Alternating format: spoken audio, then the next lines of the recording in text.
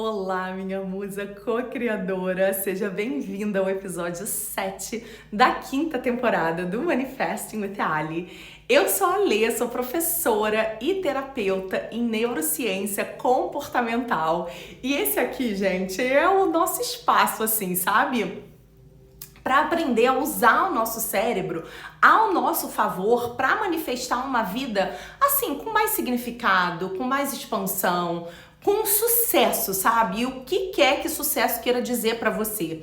Então, se em algum momento você sentir que quer ir além aqui do podcast e ter um acompanhamento mais próximo de mim, os links importantes estão todos aqui na descrição, tá? E você pode ser atendida por mim como a sua terapeuta ou entrar pro clubinho, né, que é uma extensão aprofundada aqui do podcast. E, gente, quando eu digo aprofundada, é aprofundada mesmo, tá? Tem aula, assim, desde antes da manifestação a qualquer coisa da vida material, ou seja, aprender novas fontes de renda, cartões de crédito, investimento, é energia e matéria juntos, tá? Então, eu te espero lá. E eu tenho passado, gente, os últimos tempos completamente imersa, assim, em artigos de neurociência do comportamento, tentando responder a uma pergunta. Se a gente já sabe o que precisa fazer para mudar algum aspecto da nossa vida, por que a maioria de nós simplesmente não vai e faz? Cara, eu vejo tantas mulheres inteligentes, conscientes, cheias de informação que continuam presas nos mesmos padrões, repetindo escolhas que elas mesmas já disseram que querem abandonar. Então, por exemplo, esse é até um exemplo clássico assim meu, sabe? Vou começar segunda-feira, Quantas segundas-feiras da minha vida eu tiveram que passar e eu empurrando sempre a próxima segunda. E aí chegava a segunda e eu dizia o quê? Na próxima segunda. Isso, gente, é um exemplo, um dos exemplos, sabe? Do que muitas de nós fazemos em vários aspectos da nossa vida, mesmo quando a gente sabe os benefícios que essas mudanças vão trazer, né, para nossa vida. Então, por isso que essa pergunta ficou ecoando dentro de mim e eu comecei essa pesquisa para poder me ajudar e ajudar tantas de vocês que me ouvem aqui, porque a narrativa mais comum é: não tem falta de vontade, não tem força de vontade, não tem disciplina, não tem motivação. E aí a gente entra naquele loop mental de: eu sou preguiçosa, eu não sou disciplinada, eu sempre digo que eu vou começar e não começo. Ou às vezes você começa e não termina. E aí quanto mais eu estudo, mais fica claro para mim que o problema nunca foi falta de esforço ou de saber o que precisava fazer. O problema é que a mudança não acontece no lugar onde a maioria das pessoas tenta provocar mudança. Eu dei uma aula ao vivo há 2 semanas atrás para as minhas alunas do clubinho sobre esse assunto, mas eu quis trazer um recorte para dividir com vocês essa minha pesquisa. E uma das coisas mais importantes que eu aprendi e que, assim, eu sinto que é o que muda completamente a forma como a gente se relaciona com a gente mesma, é que o nosso cérebro, ele não foi projetado para fazer a gente feliz. Eu já falei isso aqui algumas vezes, né? Ele foi projetado para manter a gente viva, em segurança, com previsibilidade, funcionando. Essa é exatamente a função do nosso cérebro. O cérebro funciona como um sistema de sobrevivência que, gente, é extremamente eficiente.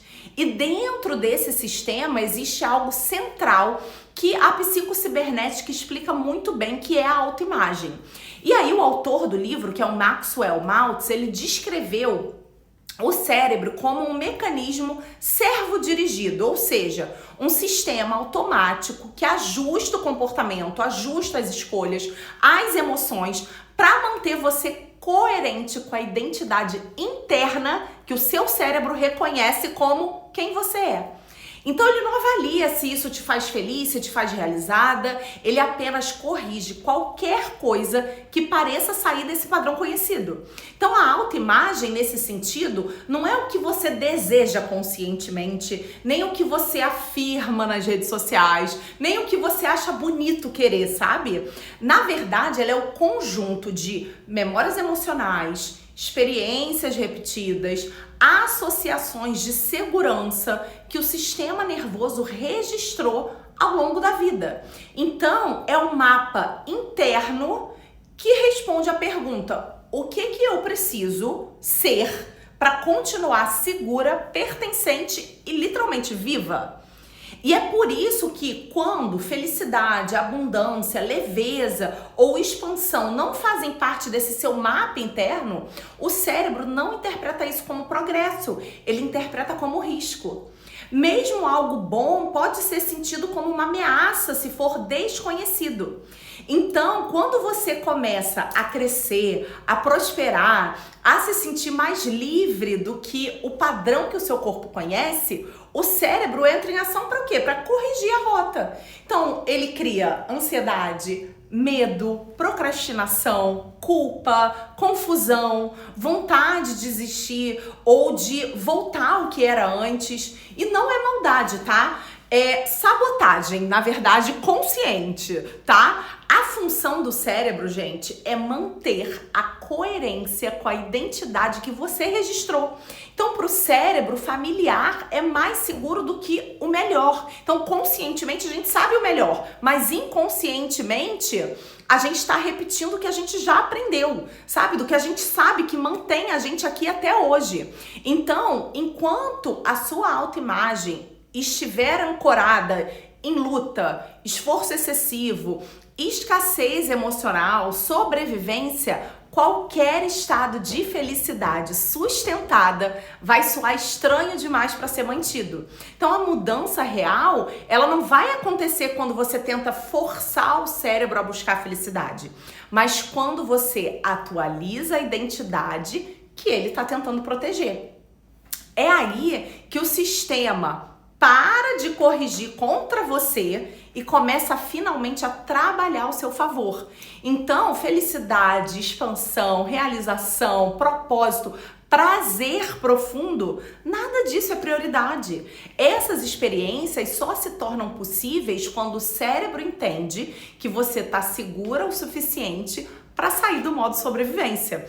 Por isso, elas não são algo que você conquista diretamente, sabe? Elas emergem como uma consequência, vamos botar assim.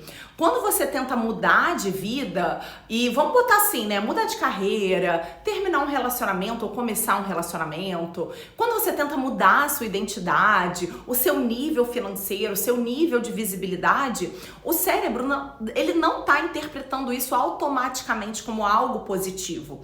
Ele interpreta como um território desconhecido. E desconhecido para o sistema nervoso é uma ameaça mesmo, que ele tá ali, uma potencial ameaça, sabe? É por isso que muitas de nós travamos justamente quando a gente decide crescer. Então, o corpo entra em alerta, a mente começa a criar justificativas, e aí a gente fica com medo, a gente procrastina.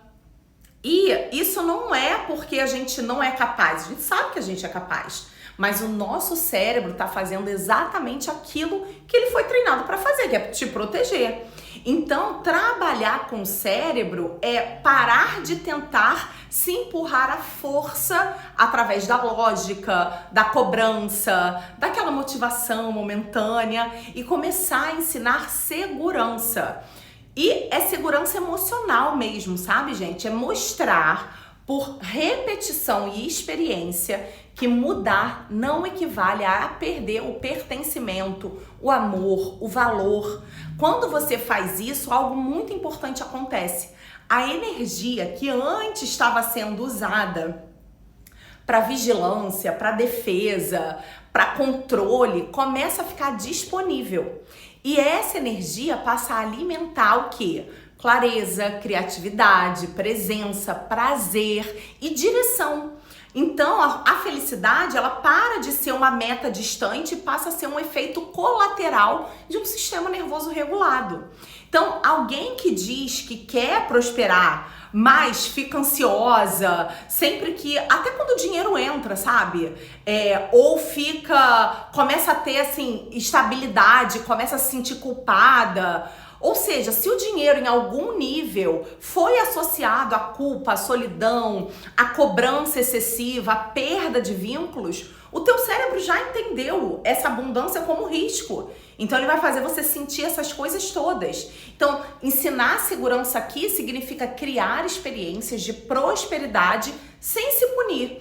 Então, ganhar um pouco mais e ao mesmo tempo manter vínculos, descanso, prazer, conexão, porque o seu corpo precisa registrar que eu posso ter mais e eu continuo aqui bem, feliz. Um exemplo muito comum aparece, gente, nos relacionamentos. Pessoas que dizem querer, por exemplo, um relacionamento saudável, mas elas se sentem, por exemplo, entediadas, desconectadas, desconfiadas, quando tudo tá calmo demais. Ou seja, se seu sistema nervoso aprendeu que o amor vem junto com instabilidade emocional, vem com intensidade extrema, vem com esforço constante, a calma soa estranha demais. Então, o que a gente faz? A gente ensina a segurança. E aí, nesse caso, é o quê? É permanecer no desconforto da estabilidade sem criar conflito para que te gere familiaridade, sabe? É deixar o corpo aprender que, cara, paz é bom, sabe? Isso também acontece muito com descanso. Muitas pessoas acreditam que querem uma vida mais leve, mas elas se sentem inquietas, culpadas, inúteis quando elas param para descansar.